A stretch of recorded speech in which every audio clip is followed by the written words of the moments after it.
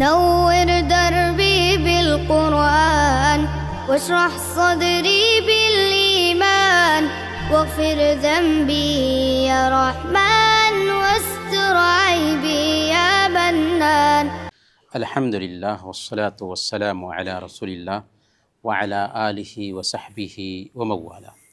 محترم بھائیوں اور بزرگوں، السلام علیکم ورحمۃ اللہ وبرکاتہ. اللہ کے نبی صلی اللہ علیہ وسلم کی زندگی میں ابو طالب،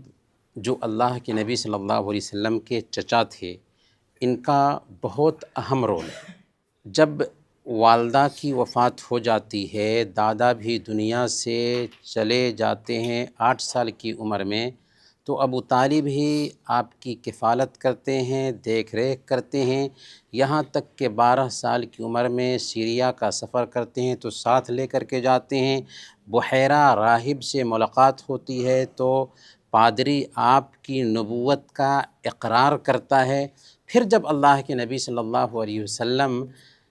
40 سال کے بعد نبی بنائے جاتے ہیں تو ابو طالب قدم قدم پر آپ کا ساتھ دیتے ہیں. خاص طور پر جب قریش نے مخالفت شروع کی تو ابو طالب ہر جگہ پر آپ کا ساتھ دیتے رہے. جب ابو طالب کی گھاٹی میں 3 سال تک اللہ کے نبی صلی اللہ علیہ وسلم کو قید کر کے رکھا گیا تو وہاں بھی ابو طالب آپ کے ساتھ تھے، مسلمانوں کے ساتھ تھے. لیکن جب نبوت کے 10ویں سال بائیکاٹ ختم ہوا کہ ابو طالب کی موت کا وقت آ گیا. سعید بن مسیب رحمۃ اللہ علیہ کے والد بیان کرتے ہیں، صحیح بخاری اور صحیح مسلم کی یہ روایت ہے کہ ابو طالب کی موت کا وقت تھا. ابو جہل اور عبداللہ بن ابی امیہ وہاں پر موجود تھے دونوں. اللہ کے نبی صلی اللہ علیہ وسلم گئے ابو طالب کے پاس اور کہا کہ چچا جان، آپ کلمہ لا الہ الا اللہ کا اقرار کر لیجئے، اللہ تعالیٰ کے پاس میں آپ کے لیے گواہی دوں گا. لیکن ابو جہل اصرار کرتا رہا، عبداللہ بن امیہ بھی اصرار کرتے رہے، یہاں تک کہ ابو طالب کی موت کفر پر ہوتی ہے اور آخری لفظ جو اپنی زبان سے نکالتے ہیں کہ میں عبد المطلب کے دین پر ہوں. لیکن اللہ کے نبی صلی اللہ علیہ وسلم کے جذبات ابو طالب کے ساتھ تھے، اس لیے اللہ کے نبی صلی اللہ علیہ وسلم نے کہا اما واللہ لاستغفرن لک ما لم انہ عنک، کہ اللہ کی قسم جب تک کہ مجھے آپ کے لیے دعائے مغفرت کرنے سے روک نہ دیا جائے تب تک کہ میں آپ کے لیے دعائے مغفرت کرتا رہوں گا. اس واقعے کے پس منظر میں اللہ تعالیٰ نے یہ آیت کریمہ اتار دی، ما کان للنبی والذین آمنوا ان یستغفروا للمشرکین ولو کانوا اولی قربى من بعد ما تبین لهم انہم اصحاب الجحیم، کہ نبی اور ایمان والوں کے لیے مناسب نہیں کہ مشرکین کے لیے دعائے مغفرت کریں، چاہے ان کے رشتہ دار ہی کیوں نہ ہوں، جبکہ ظاہر ہو جائے کہ وہ جہنمی ہیں. تو یہ آیت کریمہ دراصل اللہ کے نبی صلی اللہ علیہ وسلم کو تنبیہ کرنے کے لیے اتری کہ آپ کے لیے مناسب نہیں ہے کہ ابو طالب کے لیے دعائے مغفرت کریں، کیونکہ وہ کفر کی حالت پر وفات پائے ہیں. اور اس کے ساتھ ساتھ نبی پاک صلی اللہ علیہ وسلم کو یہ بھی تنبیہ کی گئی انک لا تہدی من احببت ولکن اللہ یہدی من یشاء، کہ اے نبی آپ جسے چاہیں ہدایت نہیں دے سکتے، اللہ جسے چاہتا ہے ہدایت دیتا ہے. یہ ہے قصہ ابو طالب کا، جس کے پس منظر میں یہ 2 آیتیں اترتی ہیں. اس قصے پہ جب ہم غور کرتے ہیں تو سب سے پہلا سبق اس میں ہمیں یہ ملتا ہے کہ غیر مسلموں کے لیے دعائے مغفرت نہیں کی جا سکتی. یہ ہمارے عقیدے کا مسئلہ ہے کہ کوئی بھی غیر مسلم ہو، چاہے کتنا بھی اچھا مسلمانوں کے لیے ہو، اسلام کے لیے ہو، ابو طالب سے بہتر کوئی نہیں ہو سکتا ہے، جو زندگی بھر اللہ کے نبی صلی اللہ علیہ وسلم کا ساتھ دیتا رہا، لیکن جب اسلام پر موت نہیں ہوتی ہے اور نبی جو انسانیت میں سب سے افضل انسان ہیں عہد کرتے ہیں کہ میں دعا کرتا رہوں گا جب تک کہ مجھے روک نہ دیا جائے گا، روک دیا گیا نبی کو، کہا کہ آپ دعا نہیں کر سکتے ایسے لوگوں کے لیے جو اسلام پر وفات نہیں پائے ہوں۔ یہاں تک کہ اگر کوئی انسان زندگی میں ویلفیئر کا کام کرتا ہے، اچھا سے اچھا کام کرتا ہے، لیکن کفر پر اس کی موت ہوئی ہے، اس کو مرنے کے بعد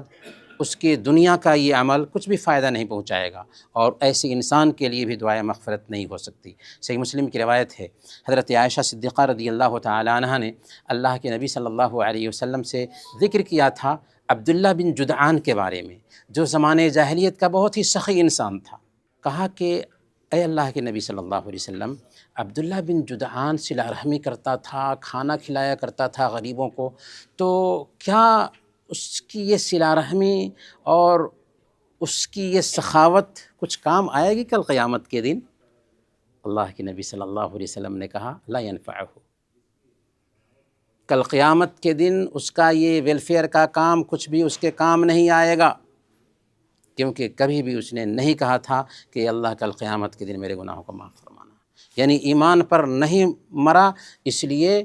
اس کے یہ ویلفیئر کے کام کچھ بھی فائدہ نہیں پہنچائیں گے۔ دوسری بات جو اس قصے سے ہمیں سمجھ میں آتی ہے وہ یہ ہے کہ اللہ کے نبی صلی اللہ علیہ وسلم کا کمال شفقت اور دین کی تبلیغ کے بارے میں آپ کی حرص کہ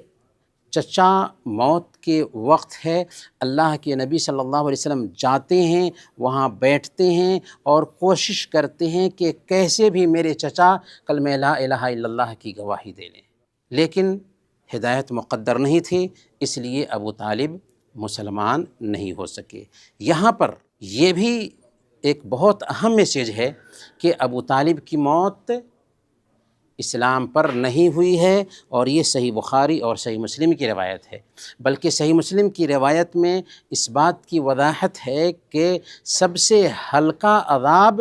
جو کسی کو دیا جائے گا وہ ابو طالب ہے، کہ ان کو آگ کے 2 جوتے جہنم میں پہنائے جائیں گے، جس کی وجہ سے ان کا دماغ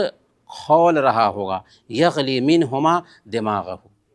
جیسے چولہے پر رکھی ہوئی ہانڈی کھولتی ہے۔ تو ابو طالب کو جہنم میں سب سے ہلکا عذاب دیا جائے گا، لیکن جہنم کے عذاب سے بچ نہیں سکے گا۔ اس میں ایک اہم بات یہ بھی ہے کہ نفع حاصل کرنے اور نقصان دور کرنے کے لیے نبی پاک صلی اللہ علیہ وسلم کا سہارا بھی نہیں لیا جا سکتا، کہ اللہ کے نبی صلی اللہ علیہ وسلم ابو طالب کے لیے دعائے مغفرت کرنے کی اہلیت نہیں رکھتے ہیں، اللہ کے نبی صلی اللہ علیہ وسلم ابو طالب کو ہدایت دینے کا اختیار نہیں رکھتے ہیں، اسی لیے اللہ تعالیٰ نے کہا انسانیت میں سب سے افضل انسان کو قُلْ لَا أَمْلِكُ لِنَفْسِي نَفْعًا وَلَا ضَرًّا إِلَّا مَا شَاءَ اللَّهُ، آپ کہہ دیجئے کہ میں اپنے آپ کے لیے بھی نفع اور نقصان کا اختیار نہیں رکھتا، اللہ جو چاہتا ہے وہی ہوتا ہے۔ وَلَوْ كُنْتُ عَالَمُ الْغَيْبِ لَاسْتَكْثَرْتُ مِنَ الْخَيْرِ، اگر میں غیب جانتا ہوتا تو بہت ساری بھلائیاں سمیٹ لیتا۔ اس قصے میں ایک اہم سبق یہ بھی ملتا ہے کہ بری صحبت کی وجہ سے ایک انسان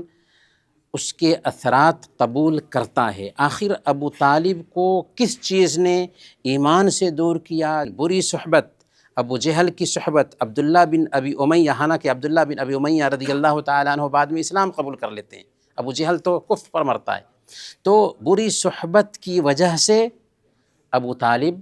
اسلام سے محروم رہے، اسی لیے اللہ کے نبی صلی اللہ علیہ وسلم فرماتے ہیں الرجل علی دین خلیلہ فلینظر احدکم من یخالل، کہ ایک آدمی اپنے دوست کے طریقے پر ہوتا ہے، اس لیے ایک انسان کو دیکھنا چاہیے کہ کس سے دوستی رکھتا ہے۔ اچھے لوگوں سے دوستی رکھیں گے اچھے بنیں گے، برے لوگوں کے ساتھ رہیں گے ہم بھی برے بن جائیں گے۔ ایک اہم جو سبق اس میں ملتا ہے وہ یہ ہے کہ ہدایت کسی انسان کے بس میں نہیں ہے، یہاں تک کہ نبی بھی چاہ کر کے کسی کو ہدایت نہیں دے سکتا۔ اِنَّکَ لَا تَہْدِی مَنْ أَحْبَبْتَ، آپ جسے چاہیں ہدایت نہیں دے سکتے۔ ایک ہے دین کی رہنمائی کرنا، البتہ دین کو دل میں اتار دینا، اسلام کو دل میں اتار دینا، یہ کس کا کام ہے؟ رب کا کام ہے۔ وہی جس کو چاہتا ہے ہدایت دیتا ہے، اور جس کے اندر ہدایت کی للک ہوتی ہے اس کو ہدایت ضرور ملتی ہے۔ اللہ تعالیٰ ایسا نہیں ہے کہ اپنے من سے جس کو چاہتا ہے ہدایت دیتا ہے، بلکہ جس کے اندر ہدایت کی للک ہوتی ہے، طرف ہوتی ہے، اللہ تعالیٰ اس کو ہدایت دیتا ہے۔ اور ایک آخری جو نقطہ اس قصے سے سمجھ میں آتا ہے وہ یہ ہے کہ انسان کا عمل اس کو آگے کرتا ہے، اس کا نسب اور خاندان آگے نہیں کرتا۔ اللہ کے نبی صلی اللہ علیہ وسلم کے چچا ہیں جو زندگی بھر آپ کا ساتھ دے رہے ہیں، لیکن اللہ کے نبی صلی اللہ علیہ وسلم ان کو جہنم میں جانے سے نہیں بچا پاتے۔ اسی لیے صحیح مسلم کی روایت ہے، اللہ کے نبی صلی اللہ علیہ وسلم نے بیان فرمایا، من بطأ بہ عملہ لم یسرع بہ نسبہ، کہ جس کا عمل اس کو پیچھے کر دے اس کا نسب اس کو آگے نہیں کر سکتا۔ ابراہیم علیہ السلام نبیوں کے باپ ہیں، کل قیامت کے دن آئیں گے، ان کا باپ آزر آئے گا، صحیح بخاری کی روایت ہے، آزر کہے گا کہ مجھے بچا لو۔ ابراہیم علیہ السلام کہیں گے کہ میں نے دنیا میں کہا تھا نا کہ میری بات مان لیجئے، لیکن میری بات نہیں مانے۔ پھر بھی دل میں باپ کی محبت پیدا ہوگی، اللہ تعالیٰ سے گزارش کریں گے کہ اے اللہ، تو نے تو وعدہ کیا تھا کہ تو مجھے ذلیل نہیں کرے گا، اور آج کے دن میرے لیے اس سے بڑھ کر ذلت کی اور کیا بات ہوگی کہ میرا باپ جہنم میں جا رہا ہے۔ تو اللہ تعالیٰ فرمائے گا ابراہیم علیہ السلام سے کہ اے ابراہیم، میں نے مشرکوں پر جنت حرام ٹھہرایا ہے۔ پھر ابراہیم علیہ السلام سے کہا جائے گا اپنے نیچے دیکھیے، اپنے پیر کے نیچے دیکھیں گے تو ان کے باپ کو بجو جو جانور ہوتا ہے، بجو کی شکل دے دی جائے گی، اور فرشتے اس کے پیر کو پکڑیں گے اور جہنم میں ڈال دیں گے۔ تو میرے بھائیوں، یہ ہے اسلام، جہاں پر نسب کام نہیں آتا، عمل کام آتا ہے۔ اللہ تعالیٰ سے دعا ہے کہ اللہ تعالیٰ ہم سب کو دین پر چلنے اور دین کے مطابق زندگی گزارنے کی توفیق عطا فرمائے۔ آمین و صلی اللہ علی نبینا محمد وعلی آلہ وصحبہ اجمعین۔